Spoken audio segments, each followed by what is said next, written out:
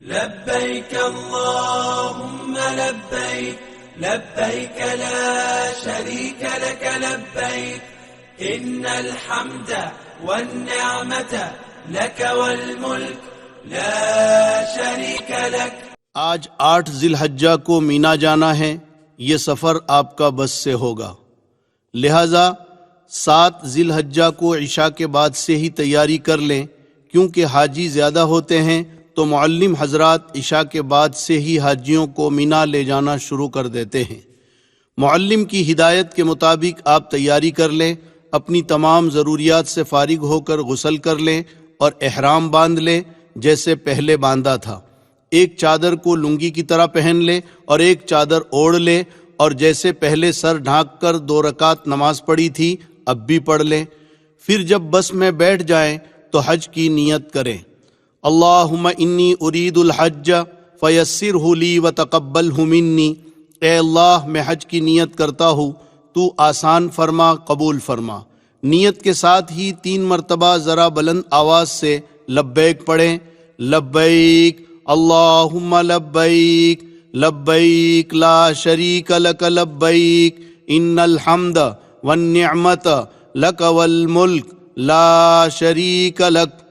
اور عورتیں آہستہ آواز میں لبیک پڑھیں۔ اب آپ کا احرام شروع ہو گیا اور وہ ساری پابندیاں لگ گئیں جو پہلے بیان کی گئی۔ اور جن حضرات کا حج افراد یا قران ہے، ان کا احرام تو پہلے ہی سے بندھا ہوا ہے۔ اب 10 یا 11 تاریخ کو قربانی کر کے جب سر کے بال منڈوائیں گے تب آپ کا احرام کھلے گا۔ اب آپ کو پہلے کی طرح ہر موقع پر چلتے پھرتے اٹھتے بیٹھتے خوب ذوق و شوق کے ساتھ اور اللہ کی عظمت و محبت کے ساتھ لبیک پڑھتے رہنا ہے، اور 10 ذی الحجہ کو بڑے شیطان کو جب کنکری ماریں گے تب تک یہ پڑھتے رہیں گے، اور یہ خیال کر کے پڑھنا ہے کہ میں حضرت ابراہیم علیہ السلام کی پکار کا اللہ کو جواب دے رہا ہوں اور اللہ میری بات سن رہا ہے۔ حج کا پہلا دن 8 ذی الحجہ۔ آج آپ مینا پہنچیں گے۔ 8 تاریخ کو ظہر سے پہلے تقریباً تمام حاجی مینا پہنچ جاتے ہیں۔ یہاں پہلے سے خیمے ٹینٹ لگے ہوتے ہیں۔ معلم کی بس آپ کو اپنے خیمے تک پہنچا دے گی۔ مینا جاتے وقت اس بات کا خیال رکھیں کہ 400-500 ریال ساتھ میں رکھ لیں اور بہت زیادہ سامان اور وزن اپنے ساتھ نہ لے جائیں، ورنہ آپ پریشان ہوں گے، کیونکہ یہاں آپ کو پیدل بھی چلنا پڑے گا۔